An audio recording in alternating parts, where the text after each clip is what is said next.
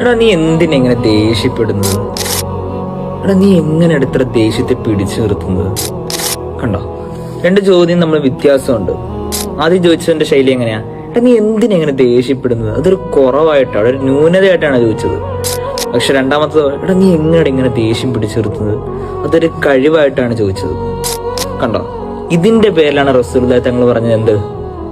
നിങ്ങളിൽ യഥാർത്ഥ ശക്തൻ നിങ്ങളെ എതിരാളിയെ മറിച്ചിടുന്നവനല്ല, മറിച്ച് നിങ്ങൾക്ക് ദേഷ്യം വരുമ്പോൾ ക്ഷമിക്കുന്നവൻ, മിണ്ടാതിരിക്കുന്നവനാണ് ആര്? നിങ്ങളിൽ യഥാർത്ഥ ശക്തൻ എന്ന് റസൂലുള്ളാഹി പറയാൻ കാരണം എന്താണ്? ഇതിന്റെ പേരിലാണ് റസൂലുള്ളാഹി പറഞ്ഞത്. ദേഷ്യം വരുമ്പോൾ റിയാക്ട് ചെയ്യാൻ എല്ലാവർക്കും പറ്റും. ദേഷ്യം വരുമ്പോൾ ഒച്ചപ്പാടും ബഹളവും ഉണ്ടാക്കി ആകെ പ്രശ്നം ഉണ്ടാക്കാൻ എല്ലാവർക്കും പറ്റുന്ന സാധനമാണ്.